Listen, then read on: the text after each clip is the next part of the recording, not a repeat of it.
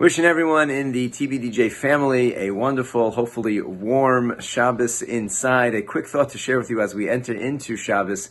This parsha is one of the most dramatic parshas, filled with episode after episode. It begins, of course, with the Jews as they leave the land of Egypt, pursued by the Egyptians who want to bring them back, destroy them. They run into each other at the sea where the Jews are trapped with the water in front of them, the Egyptians behind them. And of course, we have the major miracle of the splitting of the sea and the singing of Ozi Yashir as the water comes crashing down on the Egyptians. Following all of this, the Jews begin their journey into the desert. And the first thing that happens, the Torah tells us, is they travel for 3 days without any water.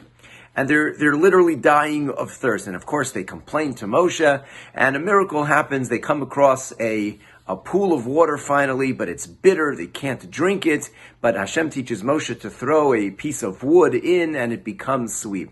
The question that needs to be addressed is, after all of these miracles, after all the drama that they've experienced, the salvation, one after another, a year of 10 plagues, the death of the firstborn, the splitting of the sea, why did they need to go 3 days without any water to complain, and then they have a miracle to give them water? What was lacking in everything that they had had until that point that they need yet another episode of salvation?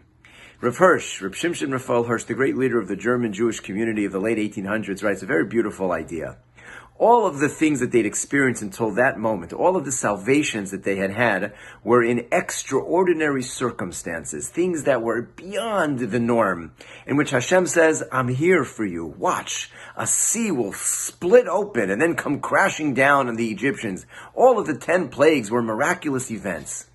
This journey after the sea split is actually the start of a new element of the Jews' journey and education, and that was, not only is Hashem there for you in extraordinary circumstances, but He's there in the day-to-day elements as well. You need some water, you need some food. This is not going to be an extraordinary, life-changing, out of the ordinary, miracle changing the laws of nature. I'm going to take care of you for all of these things as well. And their entire journey in the desert was an educational bubble in which the Jews were going to learn in that circumstance as well. Hashem was going to be there. And the way that miracle was going to happen, the way it was going to take place was throwing a piece of wood that Hashem was going to teach to Moshe into water that was already bitter.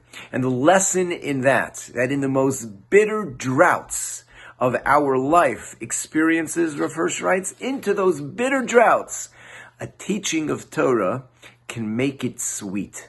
And that is a lesson that we take with us, because sometimes we find ourselves literally in the most bitterest of droughts. It seems like, when is this going to end? When are we going to be literally in a drought, separated from each other? When can it be back to normal?